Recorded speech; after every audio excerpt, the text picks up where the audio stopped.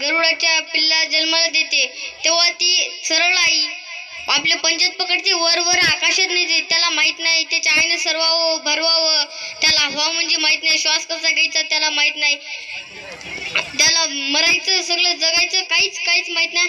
तो खूप खूप वर अधिक जातो, त्याला समजना उमजना. अधिक वर गेल्यानंतर त्याची आई त्याच्याच पिल्ल्याला खाली सोडून देते. ते सरसर खाली येऊ लागतं. त्याला काहीच समजत नव्हतं. ते खाली पडणार, कपाळ उंचवणार आणि संपलं. खाली येत राहायचं. ते 8 साल घालतं. आई ये ना ग, पण ती आई येत नाही. वरच्यावर फक्त गिरटा घालत राहते. ते खाली काहीच फक्त थोडंच क्षण राहिलेलं आहे.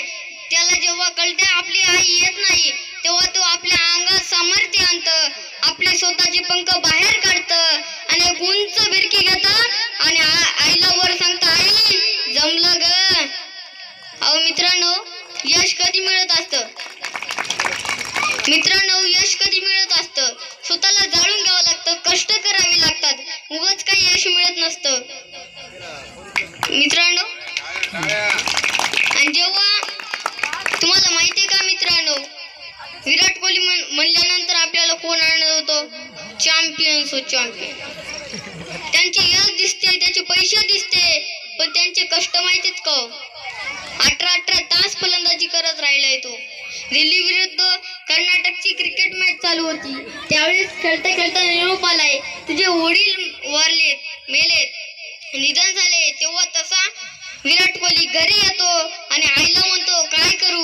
ती आई म्हणते, आता ह्या क्षणी तुझे जर वडील असते तर त्यांनी काय सांगितलं असतं? ते म्हणाले, माझे वडील असते तर तू दुसऱ्या खेळाकडे लक्ष देऊ नको, फक्त तुझ्या क्रिकेटला जाय. आणि तसा फिरोजशाह विराट कोहली क्रिकेट खेळायला गेला. बघा मित्रांनो, त्यांची किंमत वजा केली आहे. आणि मित्रांनो, कोणी म्हणतंय की माझी परिस्थिती नव्हती म्हणून मला काहीच बनता आलं नाही. अहो, परिस्थिती माणसाला बिघडवती नाही आणि परिस्थिती माणसाला घडवतीही नाही. माणूसच परिस्थिती बिघडवतो आणि माणूसच परिस्थिती घडवतो, हे एक लक्षात घ्या मित्रांनो. आणि माझी परिस्थिती नाही असे शब्द म्हणजे आपल्या मेंदूमध्ये ठेवायचेच नाही.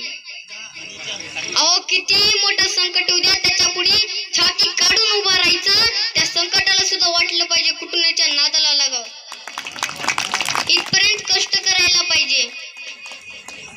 मित्रांनो, कष्ट केल्यानंतर तुम्हाला नक्कीच एकदा तरी तुम्हाला कष्टाचं ते फळ मिळतंच.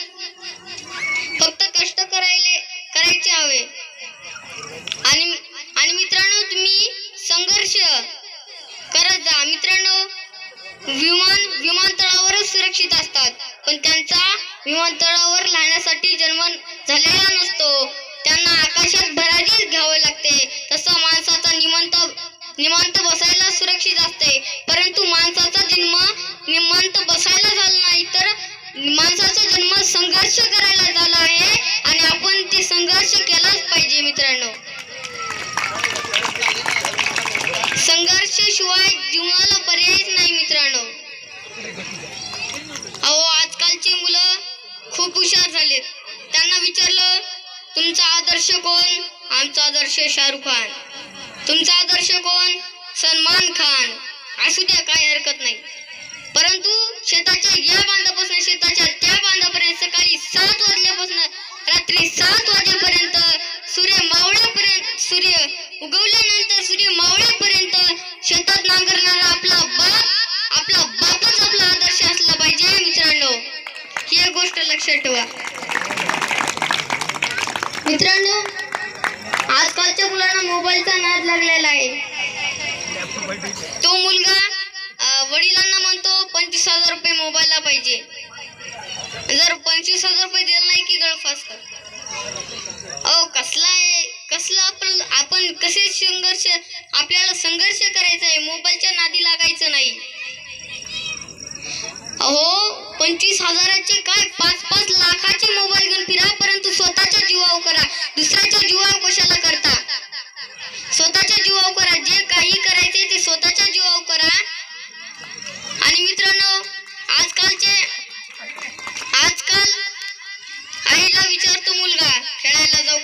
नको पडशील.